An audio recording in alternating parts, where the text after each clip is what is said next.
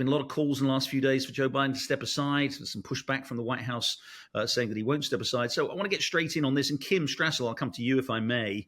How do you see it? There is clearly a concerted effort going on. I call it the Save Joe Biden campaign. To keep Biden in place, to play down the awfulness of the performance last week. Is it going to work?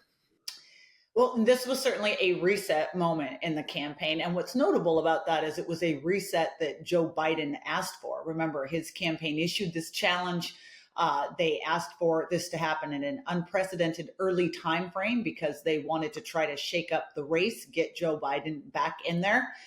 It has certainly reset it, but not in the way they were expecting it. The entire conversation now is about the president's competence. By the way, not just for another 4 years. We were even having a conversation in Washington, Republican calls to exercise the 25th Amendment and remove him from office because of fears over the next 6 months.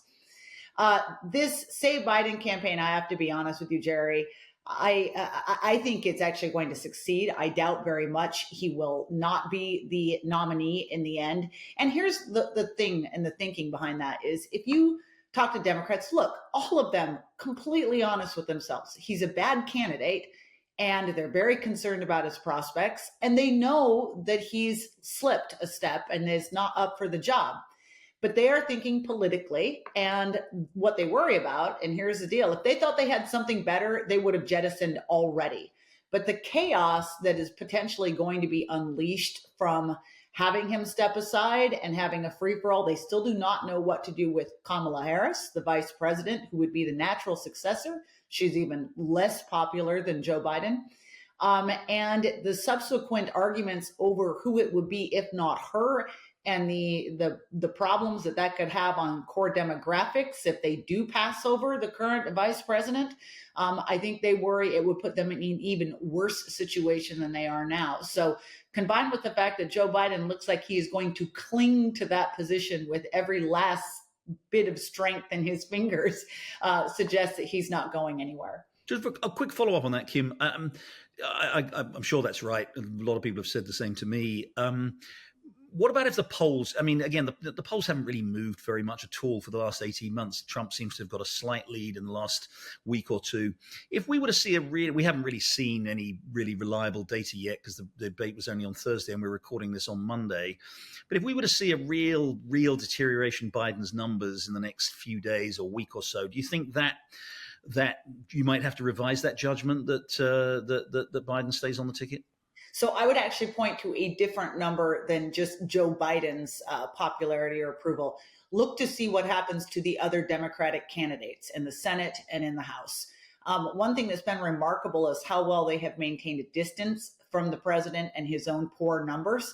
If you look at some of those races with Republicans, some of Democrats are actually really holding their own. They've got a pretty decent shot of winning some of those core races.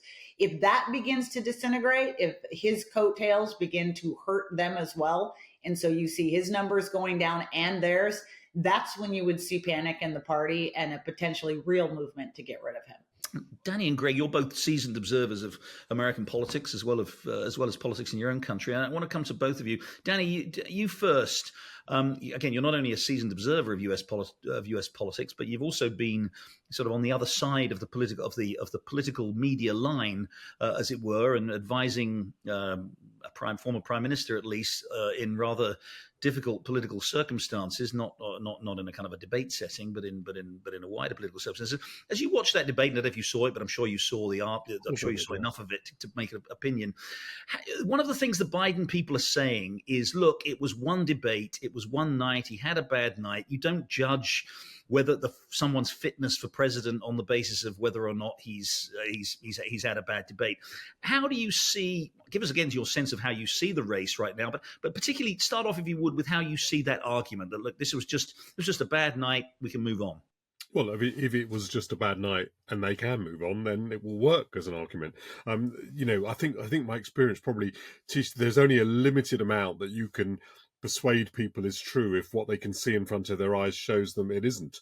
And I can't imagine that Joe Biden's and his team are able to reassure people that it won't happen again. And I think it is really, a completely obvious losing position to hold. And for all that, I think Kim's completely correct in all of the difficulties of removing him. My calculation would certainly be that uh, those things are merely probabilistic, whereas it's almost certain if he stays on the ticket, this will become a bigger and bigger problem. And I find it hard to see how, coming as he is anyway from behind, and concerned as they were anyway about his chances of winning, because of, for all sorts of reasons to do with the economy and demographics. Well, I can hardly see that if he carries on, it's going to be successful. So you almost have to take this risk. Um, as I say, if you sit there as an advisor, it's so tempting to say the thing that everyone in the room wants to hear. And I wouldn't be surprised if around him he was being reassured that he was fine. Not out of a sense of sycophancy, that's wrong. It's more out of almost a sense of personal embarrassment that people have, not to say something to somebody's face that's so completely they so completely don't wish to hear, to someone that they like and respect. So they won't tell him, and as a result, the Democrats will keep on, driving towards the edge of the cliff, in my view.